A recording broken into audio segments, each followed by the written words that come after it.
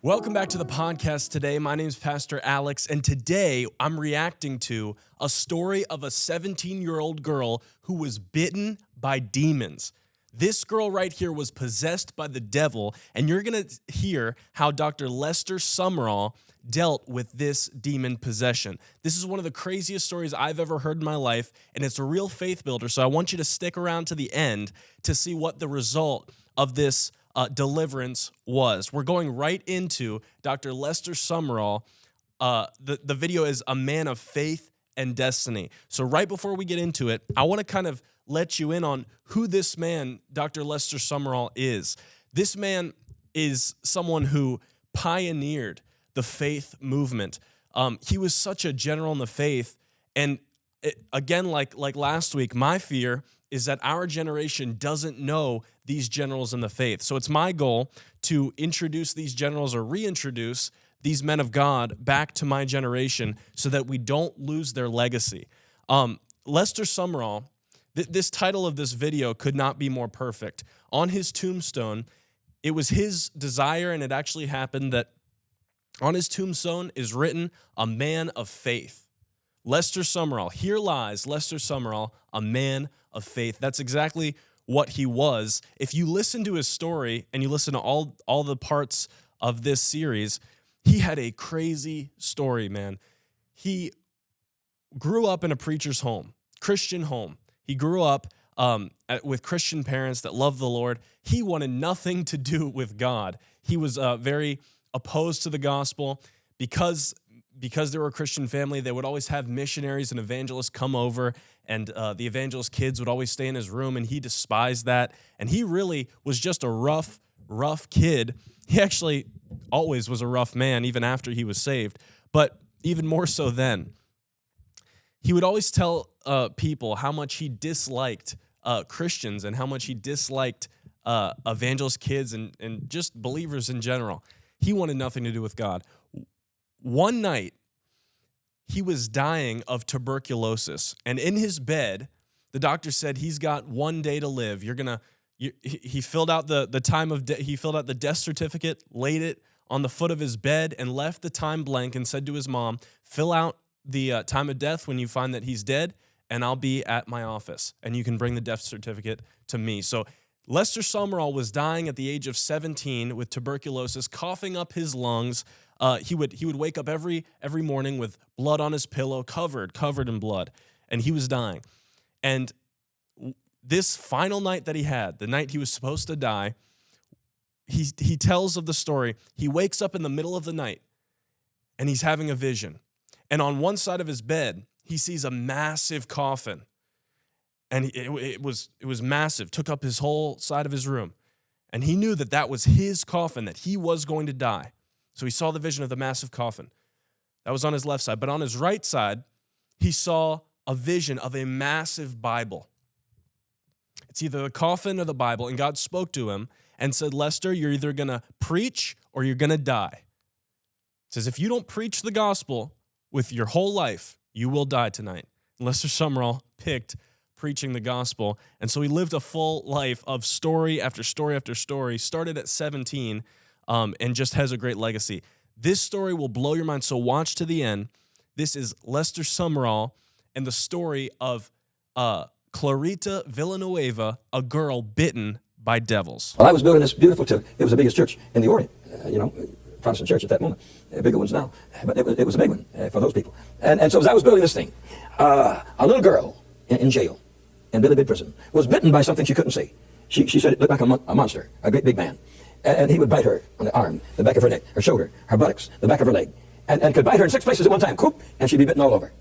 And the doctors in Billy Bid prison, there were 6 doctors on the staff.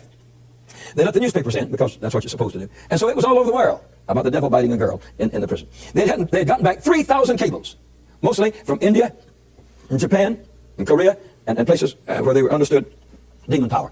And so they didn't know what to do. And frightful things would take place. A medical doctor came to her one day and says, you're playing up to the press. You want your picture in the newspaper and all. She looked at him and said, you would die. The next day he was dead. They buried him. A doctor.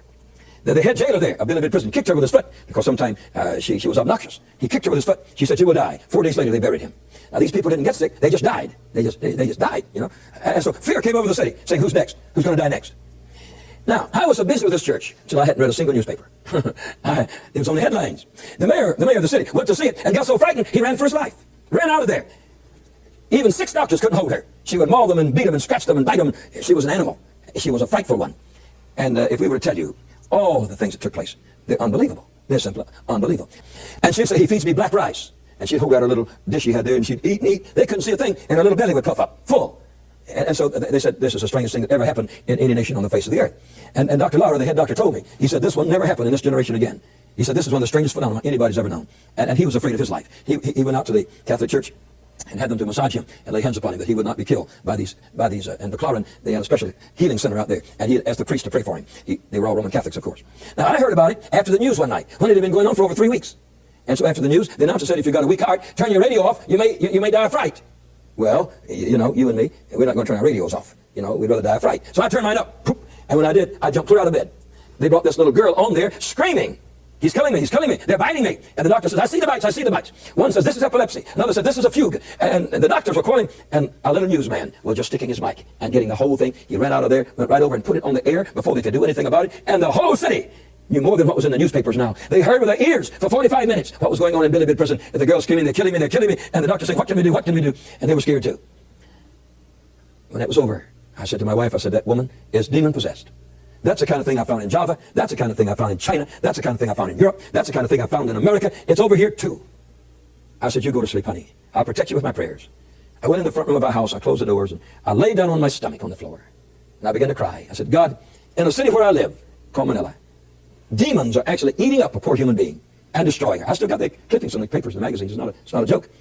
And many people have unbelievingly have gone to the city and found out that what I'm telling you is absolutely true, and verified in newspapers and every way, and that it's a truth. At the end of the year, they said the 2 greatest things that happened in that year was that Max XI became president, and that's the Sumrall cast the devil out of the girl in Billy Prison. So it was as the number 2 event of the whole year in their national magazine at the end of the year. So it wasn't a small thing. When I introduced Oral Roberts to the president of that country, Oral Roberts says, "Mr. Roberts, in this country, Christ is the answer," and that's what I called all my work. My church had always called Christ is the answer. It still is called Christ is the answer. All my campaigns were called Christ is the answer campaigns. And he said, "Christ is the answer." That would mean that I was the answer to their problems, which was a kind of an overstatement by the president. But the whole nation come to know about the situation in its entirety. But I cried all night.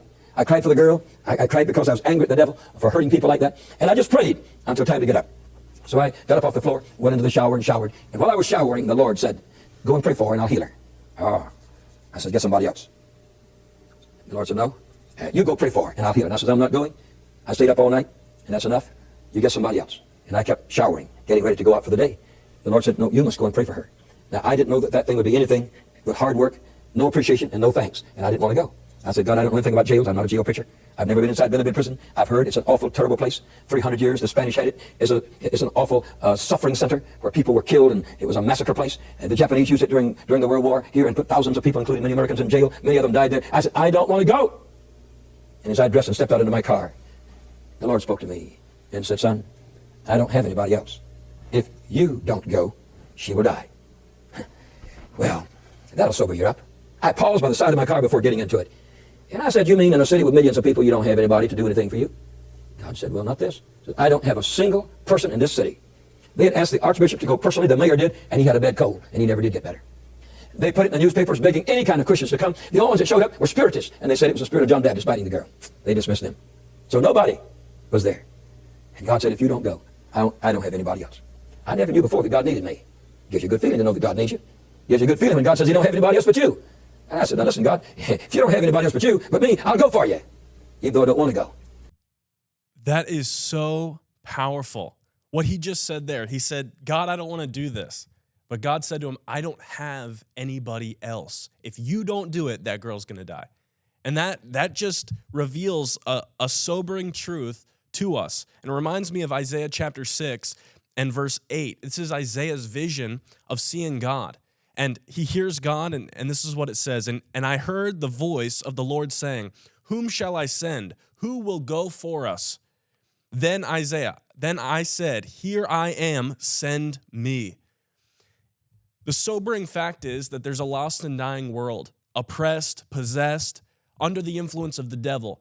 And we can't, as Christians, believe that God's going to send someone else because he's called us to go.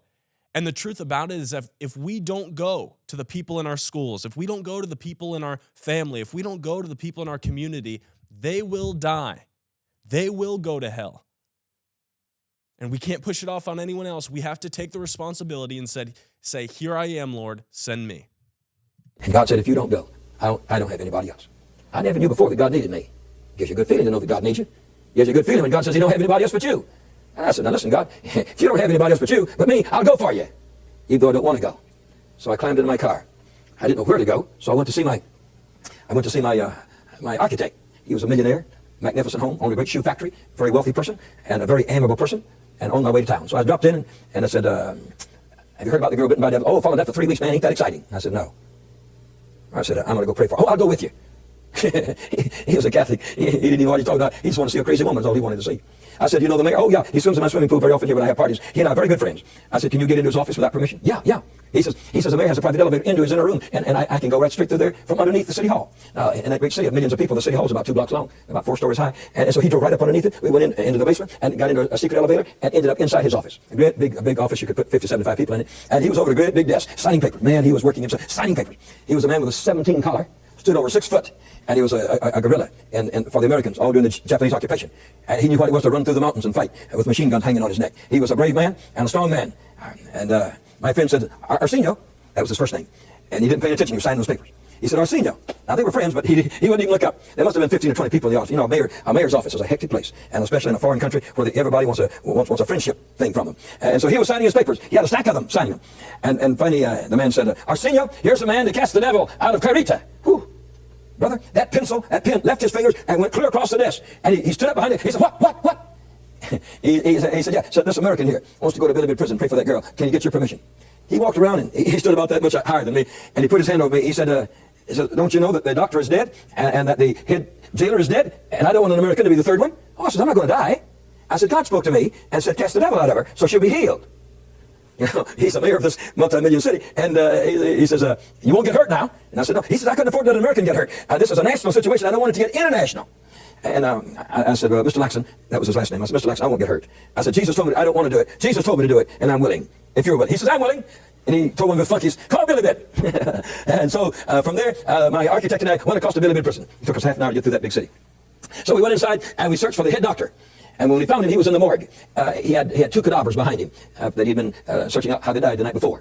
And there with his rubber apron on, what do you want? You know, kind of belligerent. And I said, I've come to pray for Clarita Villanueva, bitten by devils. Boy, he got angry. He says, no. And he said, I've had 8,000 autopsies here, and I've never found a spirit yet. I said, you found Clarita, and you may be next. Ooh. And then I opened my testament. I said, let me read something to you. I turned to Mark chapter 16 and verse 16. And they that have faith shall cast out devils. Who said that? Jesus. Those are the last words he ever said before he went to heaven. Oh. He had never read it in his life. He didn't want to think, yeah, well, he said if Jesus said it, must be all right. Oh, I said, yeah, it's all right. He says, can you do it? I said, Jesus can do it. He said, they that have faith. I have faith. Oh, he said, let's go do it. Let's go do it. How did he get in on it? He didn't get in on it. I was so tired by now. Man, working my way through that Manila traffic. I get into my architect. I get into the mayor. Get into Billy Bid. It was about 10:30 in the morning already. I was tired. It was the month of May, and that's the hottest month of the year in Manila. I said, I'm too tired. I'll be back tomorrow morning at 8 o'clock and do it. So I left, went home, laid down on the floor in a closed room, fasted all day and prayed all day. I hadn't slept now in 2 nights and had eaten in 1 day and 2 nights. So when I went the next morning at 8 o'clock, I fasted for 2 nights and for 1 day. And I felt the mighty Spirit of God. And so I prayed all night, and I went the next morning. And during the day, the doctor had a good time. He'd call all of his friends, policemen, doctors, university professors, and he had about the press, all the world press. He had about 125 observers.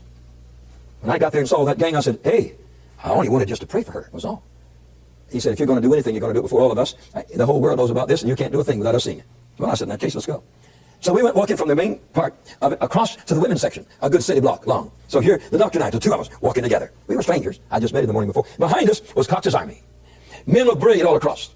Heads of police, and I don't know whether there were any Navy and Army people or not, but they were braided men there. There were women, psychologists and psychiatrists from the University of the Far East across the street from Billy Bid prison. And here they were. I felt like a mouse and 125 tomcats, and I didn't have a chance.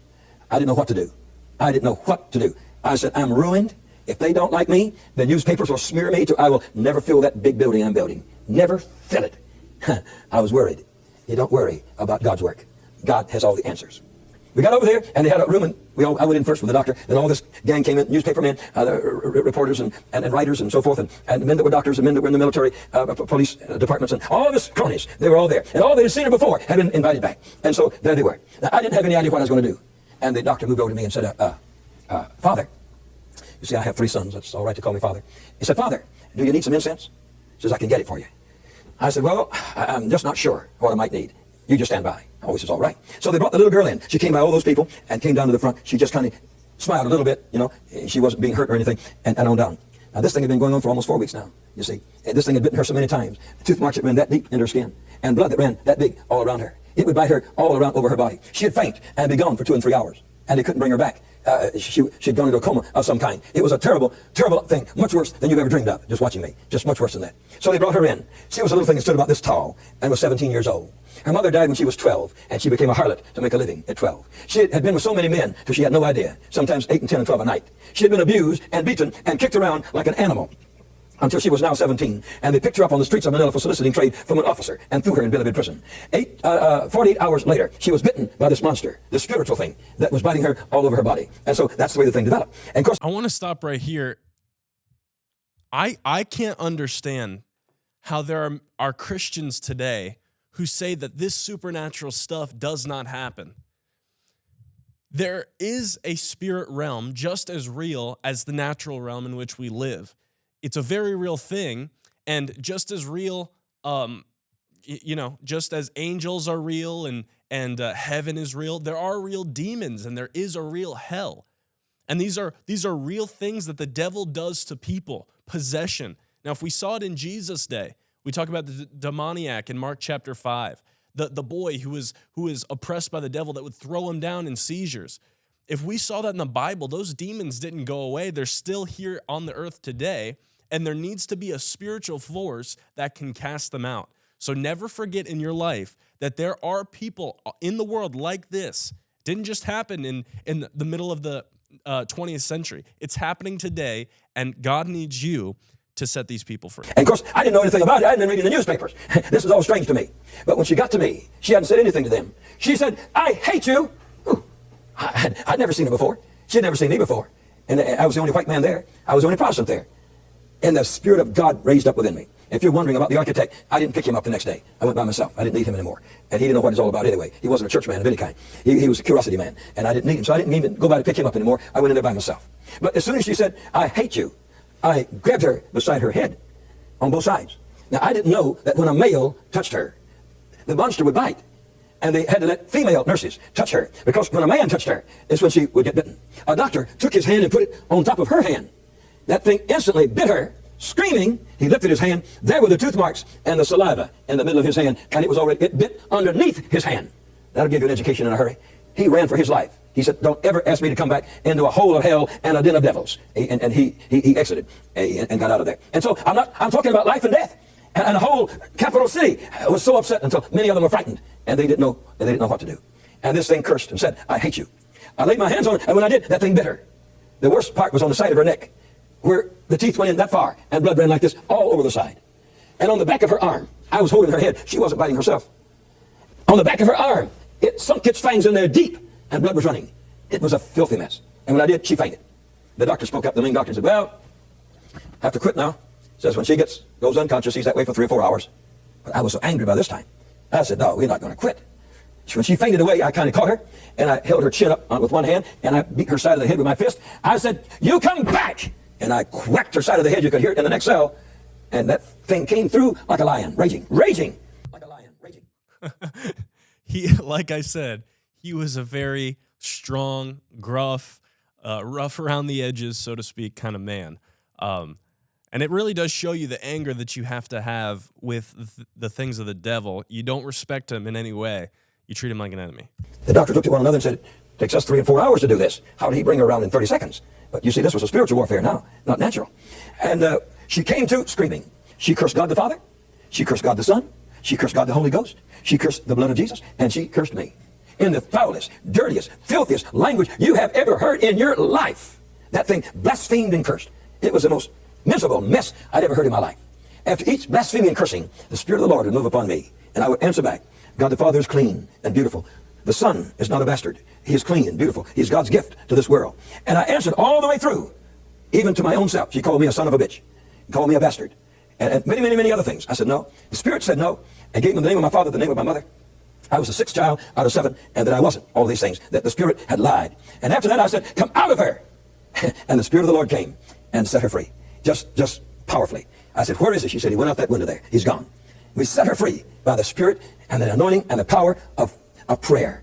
Prayer that can change the world. Prayer that can change anything. Prayer that can move mountains. Prayer. She was set free. The doctor got so excited, he put me in his car. He rushed me over to the mayor's office and said, my God, Mayor, the devil is dead. And this girl was completely liberated. But that's not where the miracle ends. So it starts with the deliverance, but watch what happens in the surrounding area because of this one miracle. Oh, I said, now, Mayor, wait a minute. He may be a good doctor, but he's not a good theologian. I said, the devil is not dead. The devil's not dead. The girl is healed. That big old mayor was so happy. He said, you mean she's normal? I said, yes. You mean she's healed? I said, yes. You should have seen the newspapers that day. My picture was this big on the front page. They had all kinds of headlines. One of them said, a devil loses round one. They thought there'd be 15 rounds. Another one said, like the doctor, the devil is dead. And from that moment, we had a following in a nation like very few humans have ever had in any nation on the face of this earth. The doctor took me to see the mayor, and the mayor put his arms around me and said, I sure appreciate you. He says, I want to do something for you. What can I do? I said, I'm trying to build a building. I have part of it up right now. I don't have the proper permits out of your office because I don't have the money to pay for them. He called out to some of his secretaries. In 10 minutes' time, they wrote out a roll of blueprints and plans this big. He stamped them and signed them. He said, they've been in this office for months. He stamped them and signed them and handed them to me and said, they're free. And said, you're the first Protestant that ever did get anything free. Says, you can have them free. He said, what else do you want? I said, well, Mayor, I said, the people need to hear about this. And they need to hear about it, not from a newspaper, but from me. He said, that's right. I said, I need the plaza out in front of the city hall here right downtown for a special open air meeting. He said, yes, you can have it. I said, can I have it as long as I want it? He said, as long as you want it. I said, just write that down on a piece of paper and sign it, please. And he did. And so I walked out of there with two things. I walked out of there with plans, finished plans for my temple that I was building, my church out of a B-52 hangar, and out of there with permits to preach in the open air. Soon after that, we went into that open air. By this time, the news was everywhere about what God had done. At 6 o'clock in the evening, I went on a 50,000-watt radio station and told them what happened. The crowds jumped from 10,000 to 20. From 20,000 to 40, and from 40,000 to 50, and 60,000. But finally, you couldn't count the people. They were too far out there. They came in wagons. They came in every way. Reverend Clifton Erickson was with us, a mighty evangelist, a man of faith. He and I would alternate in preaching and ministering to those people. Oh, what a day. It would take 1 whole hour just to tell you the fruit of that meeting. It changed the nation. It really changed. We had 150,000 people who accepted Jesus as their Savior.